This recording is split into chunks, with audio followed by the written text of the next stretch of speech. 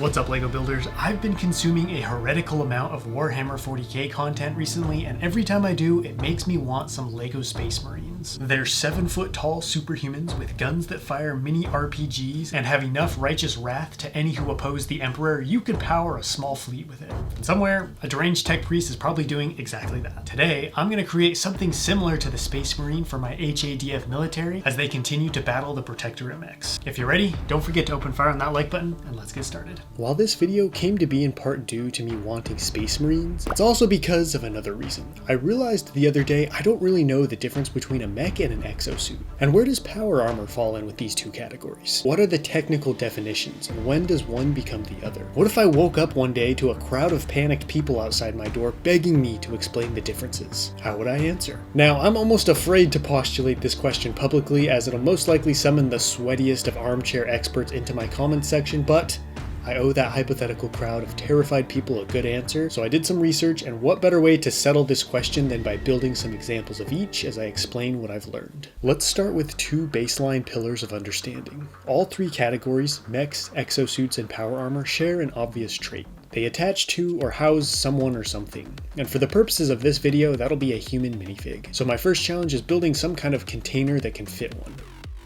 Second, mechs, exosuits, and power armor often, and I want to emphasize the word often, resemble a humanoid shape. Now, I know that can change. There are many examples, even in my own army, of non-human designs, especially in the mech department, but go ahead and look up pictures of any of these three things. They very often look humanoid in shape, especially the latter two. So now we have a starting point. A somewhat big dude that can hold a minifig. And this is where we come to the first and maybe biggest distinction between our three categories: size. If you're sitting in a cockpit operating something larger than you, it's most likely a mech, since mechs are vehicles. You don't wear a car, you drive it, whereas stuff like exosuits and power armor are worn. So we don't want this to be too large to the point that the person inside is essentially driving it instead of just operating the machine by moving their arms and legs. Now that can get a little tricky due to mechs like the Jaegers in Pacific Rim that operate by pilots moving their own bodies, but I think you get the idea. They're not sticking their arms and legs into a suit of some kind, they're operating their machine from a central cockpit. The problem with this distinction is it's very hard to encase a minifig in LEGO parts without making something fairly big. Not only that, but minifig proportions are kind of weird, so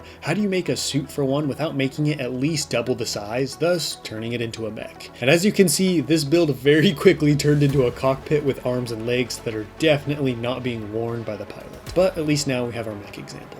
So, what's an exoskeleton? The easiest way to distinguish between that and a mech is you are the suit versus you operate the suit. These little guys from Avatar are a great example of what I mean. The human is essentially wearing the skeleton of a larger human, thus enhancing their abilities like strength and stamina, but they're still essentially just a person. This spindly little suit I built doesn't need to fully encase the human, which allowed me to use smaller pieces for the arms and legs, better capturing the correct scale of an exosuit. The arms and legs are bigger than the fig, but I don't think the definition is based strictly off of size in this case, more so design and function. That leaves us with just one category left, and the one I will be focused on for the rest of the video because it's what Space Marines wear. Power armor. It's basically a combination of armor and an exosuit with more features and complexity. So to simplify it down a bit, smart armor. Where the exosuit is spindly and light, used for logistics and medical stuff, power armor is bulky, heavy, and fully encases the human occupant, but is still worn as a suit, not piloted like a mech. Unfortunately, at this point, I do need to cheat a little because there's just no way to fully encase a minifig in a suit of LEGO while still exposing his head. I'm sure other people have done it, but I'm just not on that level yet. So I stuck a minifig head on a 1x1 modified brick, and we're gonna pretend there's a body in there as well. From what I've seen and read, power armor can be bigger than the occupant, so their fingers and toes don't need to fill out the tips of the metal boots and hands to count. Now this is just my opinion, and all this is science fiction and hypothetical at the end of the day, so no one really gets to say what the hard fast definition is. It's really just fun to theorize together. Let me know in the comments how you like to distinguish between these three different categories.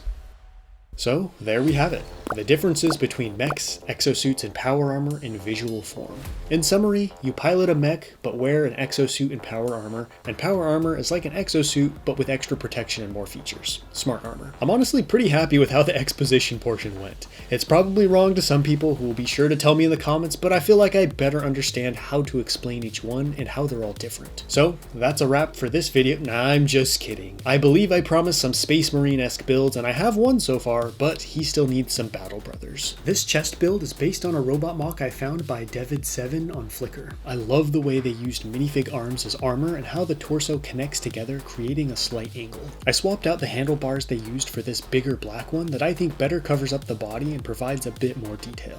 This soldier gets a cool skeleton face mask because this is probably my favorite build in the video, and I'll explain why in a bit. I designed this from scratch over the course of an evening with the exception of the torso foundation and handlebar technique, which was from Carter's mock. Everything else was me. I say this not to brag, because frankly there are much better power suit mocks out there, but because I'm really excited to see that I can build stuff like this. I spent years thinking I was strictly a terrain guy, so it's been very rewarding breaking into more technical machine builds and finding success. And trust me, if I can figure it out, you can too. It would be a shame to build massive soldiers encased in power armor, then give them the equivalent of an M4 rifle, so this particular unit wields a massive minigun. This is my favorite unit largely because it was actually the first one I built, despite not showing up in the video until now. So I've already got a lot of nostalgia for it. Plus I think this minigun scales perfectly to the suit and makes this such a dangerous unit on the battlefield. The overall body proportions are pretty good, though I will say the legs feel a little short. But the more I've thought about it, the more I like that. It gives the suit a squat, sturdy vibe, and that stability is going to come in handy real quick when he's slinging thousands of rounds a minute downfield in a firefight. Let me know in the comments if you like the short legs as well. This last build is inspired by military hazmat suits and is a type of unit I've never built before, whether in minifig or mech form. I call it the blocker. I'm starting out with the same power armor base, but removing the minifig arms because this guy is getting the ironmonger treatment. I added the power pack to the back as well as the stabilizer, then proceeded to pack this torso full of as many armor plates as I can, as well as beefing up the oblique plates. The roll cage looking bit on top covers up all but his eyes and top of the head because this is no fighting unit. He is meant to be a mobile barricade, running out in front of his unit to provide a shield and cover in any situation, so I'm packing on extra armor in every spot possible. I even elongated the arms with this 1x3 round plate so he can better wield a massive shield. It's like if you gave Iron Man a state-of-the-art Roman centurion shield. I also made the legs longer by one stud, so this unit will tower over even his fellow power armored brethren. I'm really going for the juggernaut look here, something that can punch through enemy lines, taking fire and establishing a firing position for the rest of the squad. That is, once he gets his balance under control.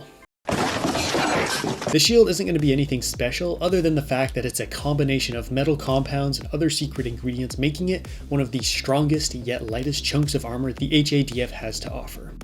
This new squad of power armor equipped soldiers are now ready to hit the streets of Moenia Prime. Wielding weapons and armor that would normally go on a full vehicle, these guys have the potential to really change the war, especially now that the new Hydra mechs have all but erased the HADF superiority in the skies. This is the first generation of power armor, so I'm sure as time goes on I'll improve them and add different classes, but I'm really happy with how they look. I'm wondering though if some people will want this guy to have 2 shields since he has the other arm, but I feel like 1 shield and you're Captain America, 2 shields and you're you, but with 2 hands loaded up by grocery bags after mom got back from shopping. One of those people is a lot more effective than the other, and it's not just because of the serum. He also has a small light bar for illuminating the battlefield during low visibility.